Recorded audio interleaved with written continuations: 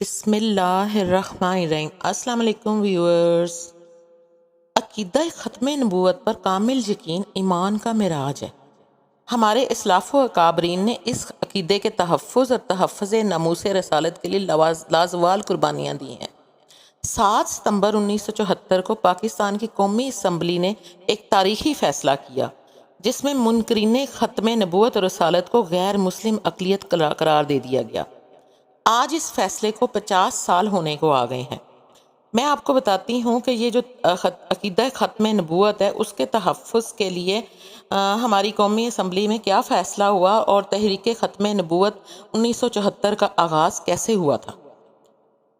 اس کا پس منظر کچھ اس طرح ہے کہ 22 مئی 1974 کے ایک روشن دن کو نشتر میڈیکل کالج کے تقریباً 100 طلباء شمالی علاقہ جات کی سیر کے لیے جناب ایکسپریس کے ذریعے ملتان سے پشاور جا رہے تھے۔ طلباء نے اپنے لیے ٹرین کی ایک الگ بوگی بک کروا رکھی تھی۔ ہنستے کھیلتے چہرے مسکراتے طلباء زندگی کا بھرپور لطف اٹھاتے اپنی منزل کی جانب رواں دواں تھے کہ گاڑی چناب نگر، جس کا پہلا نام ربوہ تھا، اس کے ریلوے اسٹیشن پر حسب معمول رکی تو چند قادیانی نوجوان ان کی بوگی میں داخل ہوئے۔ ان کے ہاتھوں میں مرزئی لٹریچر کے اوراق تھے جو کہ وہ مسافروں میں تقسیم کرتے پھر رہے تھے۔ مسلمان طلباء نے جب سر عام اپنے آقا صلی اللہ علیہ وآلہ وسلم کی ختم نبوت پر ڈاکہ پڑتے دیکھا تو ان کی غیرت ایمانی جاگ اٹھی اور پھر چناب نگر یعنی ربوہ کا ریلوے اسٹیشن تاج و تخت ختم نبوت زندہ باد مرزیت مرد آباد کے نعروں سے گونج اٹھا۔ طلباء کے ان نعروں نے کسر مرزیت میں طوفان برپا کر دیا۔ قادیانی خلیفہ مرزا ناصر، جو کہ اس وقت ربوہ کا مطلق العنان بادشاہ بن چکا تھا، مرزا ناصر نے پولیس اور وزارتیں تشکیل دے رکھی تھیں۔ وہ یہ کیسے ہو سکتا تھا کہ اس کے علاقے کے حدود میں اس کے خلاف نعرے لگ جائیں اور وہ کچھ نہ کرے۔ مرزئی ذہن اکٹھے ہو کر بیٹھ گئے۔ ان طلباء سے بدلہ لینے کے لیے غور و فکر کرنے لگے۔ 29 مئی 1974 کی شام کو طلباء اپنے ٹرپ سے واپس آ رہے تھے کہ ربوہ سے پہلے نشترآباد ریلوے اسٹیشن کے ماسٹر نے طلباء کی ٹرین پر نشان لگا کر ربوہ میں اطلاع کر دی۔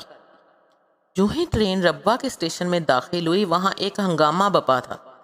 5000 سے زیادہ قادیانی گنڈے پستولوں، بندوقوں، خنجروں اور چھریوں سے مسلح کھڑے تھے۔ جو ہی ٹرین نے سٹاپ کیا، قادیانی خونخوار درندے زہریلے سانپ کی طرح ٹرین پر لپک پڑے۔ طلباء نے دروازے اور کھڑکیاں بند کر دیں، لیکن قادیانی دروازے توڑ کر ان طلباء کو باہر گھسیٹتے لے آئے۔ طلباء پر وحشیانہ تشدد کیا گیا، ان کو خون میں لت پت کر دیا گیا۔ طلباء کا قیمتی مال و متاع بھی چرا لیا گیا۔ پھٹے کپڑوں اور خون میں لتھڑے جسم کو لے کر جب ٹرین ربوہ اسٹیشن سے دوبارہ چلی تو قادیانی مرزیت کے منعرے لگا رہے تھے۔ اس سے قبل کہ ٹرین واپس ملتان پہنچتی، قادیانیوں کی اس وحشیانہ کارروائی کی خبر جنگل کی آگ کی طرح پھیل گئی۔ 29 مئی 1974 کو نشتر میڈیکل کالج کے طلباء کے مقدس خون نے ختم نبوت کی گواہی دی تھی۔ یہ گواہی آج آئین پاکستان کا حصہ ہے۔ یہ 1974 کی ختم نبوت کی تحریک کا آغاز تھا۔ 29 مئی کو عقیدہ ختم نبوت کے لیے طلباء کا مقدس خون بہا اور 7 ستمبر 1974 کو عقیدہ ختم نبوت پاکستان کا قانون بن گیا۔ فیصلہ باد ریلوے اسٹیشن پر ہزاروں مسلمان موجود تھے۔ مجلس احرار کے رہنما مجاہد ختم نبوت مولانا تاج محمود طلباء کے لیے چشم برا تھے۔ پولیس اور قانون نافذ کرنے والے ادارے بھی موجود تھے۔ طلباء کی اجڑی حالت دیکھ کر لوگ رونے لگے۔ پورا اسٹیشن ختم نبوت کے نعروں سے گونج رہا تھا۔ مولانا تاج محمود اسٹیشن کی دیوار پر کھڑے ہو گئے اور طلباء سے مخاطب ہو کر کہا، اے میرے نونہالان ختم نبوت، میرے بیٹو، میں تم سے وعدہ کرتا ہوں آپ کے خون کے ایک ایک قطرے کا حساب لیا جائے گا۔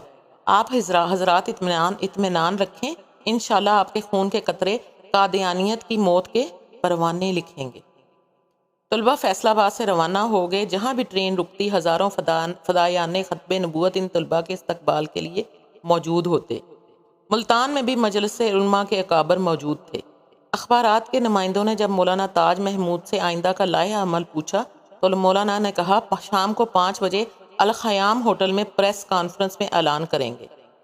شام کو مولانا محمود نے مولانا محمد یوسف بنوری کے حکم کے تحت تحریک چلانے کا اعلان کر دیا۔ تحریک کا اعلان ہوتے ہی لوگ باہر نکل پڑے۔ پورے ملک میں مظاہرے شروع ہو گئے۔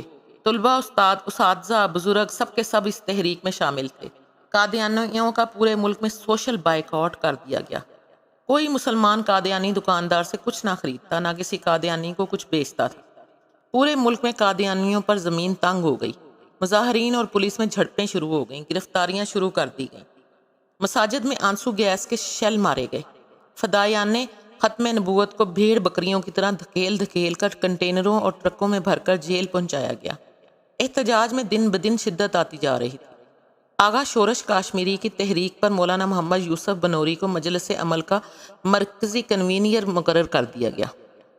یہ تھا 1974 کی تحریک ختم نبوت کا آغاز۔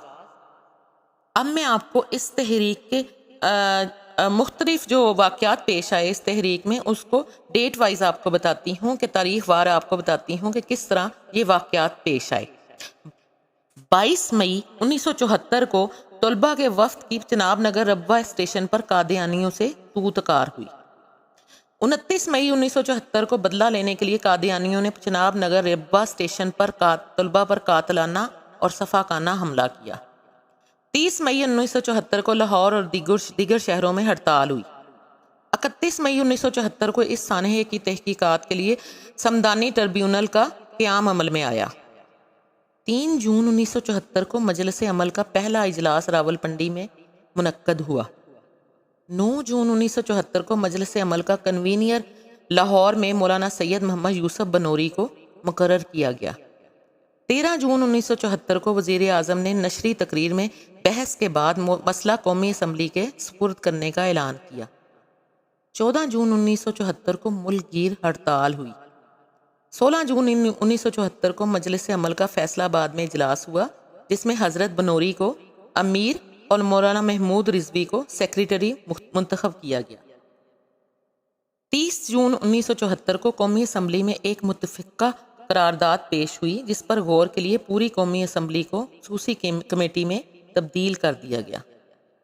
24 جولائی 1974 کو وزیر اعظم نے اعلان کیا کہ جو قومی اسمبلی کا فیصلہ ہوگا وہ ہمیں منظور ہوگا۔ 5 اگست سے 23 اگست 1974 تک وقفوں سے مکمل 11 دن مرزا ناصر پر قومی اسمبلی میں جرا ہوئی۔ 20 اگست 1974 کو سمدانی ٹربیونل نے اپنی رپورٹ سانحہ ربوہ کے متعلق وزیر اعلیٰ کو پیش کی۔ 22 اگست 1974 کو رپورٹ وزیر اعظم کو پیش کی گئی۔ 24 اگست 1974 کو وزیر اعظم نے فیصلے کے لیے 7 ستمبر کی تاریخ مقرر کی۔ 28 اگست 1974 کو لاہوری گروپ پر قومی اسمبلی میں جرا ہوئی۔ 1 ستمبر 1974 کو لاہور شاہی مسجد میں ملک گیر ختم نبوت کانفرنس منعقد ہوئی۔ 5-6 ستمبر 1974 کو اٹارنی جنرل نے قومی اسمبلی میں عمومی بحث کی اور مرضیوں پر جرا کا خلاصہ پیش کیا۔ 6 ستمبر 1974 کو آل پارٹیز مجلس ختم نبوت کی راولپنڈی میں ختم نبوت کانفرنس وزیر اعظم سے ملاقات کا فیصلہ ہوا۔ اس ساری کارروائی میں قومی اسمبلی نے 2.5 ماہ کے عرصے میں 28 اجلاس بلائے اور 96 گھنٹوں پر مشتمل نشستیں ہوئیں۔ تمام مسالک کی مذہبی و سیاسی قیادت نے بھرپور کردار ادا کیا۔ خصوصاً مفکر اسلام مولانا مفتی محمود اور آپ کے رفقۂ کار نے قادیانیوں کا لٹریچر جمع کیا۔ مولانا سید محمد یوسف بنوری، مولانا محمد حیات، مولانا عبدالرحیم اشر، مولانا تاج محمود اور مولانا محمد شریف جلندری رحمۃ اللہ علیہ جیسے اکابر نے دن رات ایک کر کے قادیانیوں کے مذہبی و سیاسی عزائم پر مبنی لٹریچر اکٹھا کیا۔ اس محنت میں قادیانیوں کی مذہبی حصے کی ترتیب و تدوین سابق جسٹس سپریم کورٹ وفاقی شرعی عدالت مفتی محمد تقی عثمانی نے، جبکہ سیاسی حصے کی ترتیب مولانا سمیع الحق جو کہ سابق ممبر سینٹ آف پاکستان ہے نے اپنے ہاتھوں سے کی۔ 7 ستمبر 1974 کو قومی اسمبلی میں دستور کی دفعہ 106 میں قادیانی اور لاہوری گروپ کو اقلیتوں کی فہرست میں شامل کیا گیا اور دفعہ 260 میں ایک نئی شق کا اضافہ کیا گیا جس میں یہ طے کیا کہ ہر فرد جو حضور صلی اللہ علیہ وآلہ وسلم کے بعد کسی مدعی نبوت کو پیغمبر یا مذہبی مسئلہ مانتا ہو وہ آئین یا قانون کے مقاصد کے ضمن میں مسلمان نہیں۔ A person who doesn't believe in the absolute and unqualified finality of the prophethood of Muhammad, peace be upon him, the last of the prophets, or claims to be a prophet in any sense of the word or of any description whatsoever after Muhammad, peace be upon him, or recognizes such a claimant as a prophet or religious reformer, is not a Muslim for the purposes of the constitution or law۔ مرکزی وزیر قانون جناب عبدالحفیظ پیرزادہ نے بل پیش کیا۔ ان کے بعد مفکر اسلام مولانا مفتی محمود رحمۃ اللہ علیہ قائد حزب اختلاف کی حیثیت سے اٹھے اور بل کی مکمل تائید کی، اور اس اقدام پر وزیر اعظم اور ارکان حزب اقتدار کو خراج تحسین پیش کیا۔ تقریباً 5 بجے اسپیکر قومی اسمبلی صاحبزادہ فاروق علی نے قائد ایوان ذوالفقار علی بھٹو کو اظہار خیال کی دعوت دی۔ بھٹو صاحب نے آدھے گھنٹے کے لگ بھگ تقریر کی۔ اس کے بعد بل کی ووٹنگ کا مرحلہ شروع ہوا۔ مرزائیوں کو غیر مسلم اقلیت قرار دینے کے لیے 130 ووٹ آئے اور قادیانیوں کی حمایت میں 1 ووٹ بھی نہ آیا۔ چنانچہ 7 ستمبر 1974 کو نیشنل اسمبلی آف پاکستان نے عبدالحفیظ پیرزادہ کے پیش کردہ بل کو شام 5:52 پر منظور کیا۔ مرزائیوں کو دونوں گروہ قادیانی اور لاہوری کو آئینی طور پر غیر مسلم اقلیت قرار دیا گیا۔ 7 ستمبر 1974 شام 7:30 بجے سینٹ کا اجلاس ہوا۔